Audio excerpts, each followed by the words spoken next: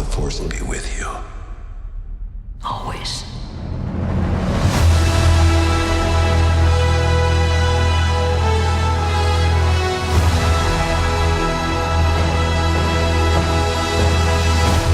Hey guys, Mr. Everything here, back with another movie review video, and in today's video, we're going to be reviewing Star Wars: The Rise of Skywalker. Alright, so for you guys that are new here, I like to do my movie reviews. I like to talk about the cast, the story, give some of my positives, some of my negatives, and then give my score. And also, the screen you guys are looking at, yes, it is the thumbnail for the video, but don't worry, I'm going to be adding clips and images throughout the whole video, so you won't be looking at this screen the entire time. So just jump into the cast. So this film stars Daisy Ridley, John Boyega, Oscar Isaac, and many more. In the story of this film, I don't want to get into spoilers, but as you guys know, this takes place a decent amount of time after The Last Jedi, about a year or so, and we basically pick up with all of our main characters and the Resistance, and we go on this journey with them. Talking about my positives, so one of my favorite positives I would say about this movie is definitely the visual effects. I thought the visual effects for the most part were very good, and especially Princess Leia. I thought what they did with her, it worked for the most part, and there's definitely some iffy moments where you can kind of tell it was a little bit off, just the way they shot the scene. You can tell that they were very limited in what they were working with, which again, we give them a pass because Carrie Fisher unfortunately did pass away before the filming of this movie. They didn't have much to work with, and they did confirm that all they were doing were using unused footage from The Force Awakens. So again, they were basically just using deleted scenes from that movie, so they didn't have much to work with. But for the most part, it did work. I thought it worked for the most part. The visual effects in the rest of the movie were very good. It's a very beautiful looking movie. Cinematography, just, the colors in the film, it really pops out. I thought the score was great as well. John Williams, of course, he's one of the greatest composers of all time. Of course, he's going to show up. And yeah, I just thought, he did a great job with the score. The action scenes I thought were pretty well done. The lightsaber duels as well. I don't know if I'll say it's my favorite lightsaber fights out of all the,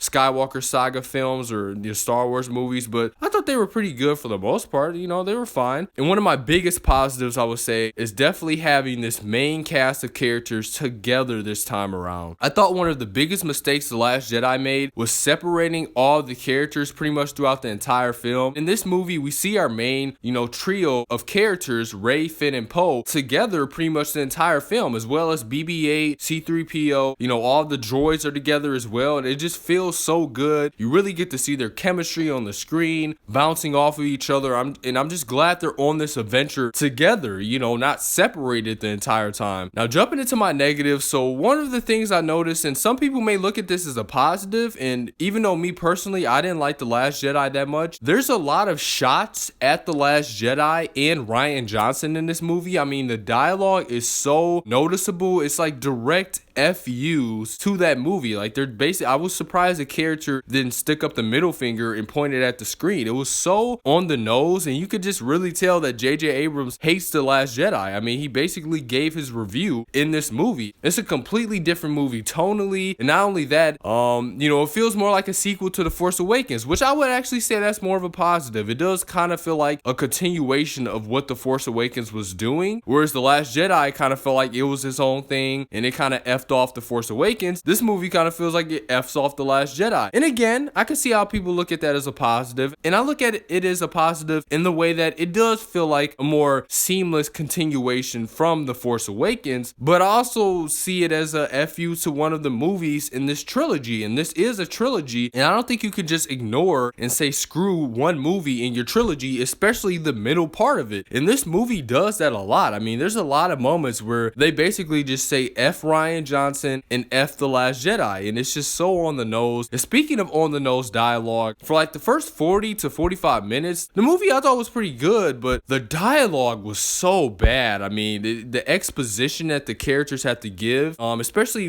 dealing with like the Palpatine character. This isn't a spoiler, but the film sort of opens and we get the return of Palpatine, and the dialogue is just so on the nose. It's just like, oh yeah, by the way, here you go. It kind of feels like they took the easy way out, especially with the dialogue. And I don't think this is a spoiler either, but one of our main characters, they say a line is something like, oh, Palpatine has returned, and then exposition. It's just a lot of exposition in the first half of this film, and the dialogue that the characters had to say, it makes the actors come off as bad when they're not bad actors, but the dialogue is letting you know everything you need to know. And speaking of that, they meet characters and there's events that happen in this movie that just perfectly happen at the right time. They meet the right person at the right time, the right thing shows up at the right time. And then also the story of this movie is sort of about getting a certain item and, you know, finding something to get to something to get to that thing. It's sort of like a mystery adventure, which is good, but again, it keeps on going back to that sort of mystery element. Oh, we got to get this thing to get to this thing, and then everything just perfectly aligns, plus mixed in with the very cringy on the nose dialogue with the exposition. It wasn't very well executed on that part, and it definitely felt desperate. I would say it felt desperate not only because it was trying to ignore The Last Jedi, but also it was trying to conclude this, you know, 9-film Skywalker saga mixed in with trying to be its own good movie, and it just felt like it was being desperate. I mean, you get the nostalgic references in there, and again, while some may look at that as a positive and they see, oh, this is fan service, some people look at it as annoying and pandering, and me personally, I just saw it as kind of desperate. You know, I wasn't really emotionally affected by it, I didn't really hate it, but at the same time, I could tell, like, oh yeah, you gotta have that scene in there because nostalgia. Oh, look at that shot, it looks like a shot we seen in one of the original trilogy movies. So, and I kind of feel bad for JJ because I really can tell he was trying with this movie, but I feel like he felt that he was kind of trapped. He was in a corner. Last Jedi kind of left me with nothing to work here, so I kind of had to create my own story and my own ending and this conclusion to this saga. You know, all the Palpatine stuff doesn't really work for me as well. That's a little bit weird. Yeah, just overall the film just kind of felt me feeling empty. I didn't like it that much. I didn't hate it. I'm just sort of like in the middle on it. I really ultimately don't care. When I was walking out this movie, I kind of just had no thoughts. Other than these thoughts, I kind of just had like, I don't feel like debating with anybody on it. As far as the movie, I